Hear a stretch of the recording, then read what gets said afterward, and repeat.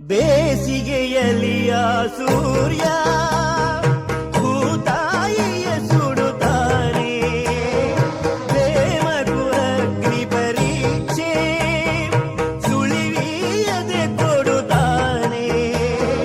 ಬೇಡ ಎಂದರೆ ನಾವು ಸುಡದೇ ಇರುವುದೇ ನೋವು, ಸರಿಯೋ ಕಾಲದ ಜೊತೆಗೆ ವ್ಯಸನ ನಡೆ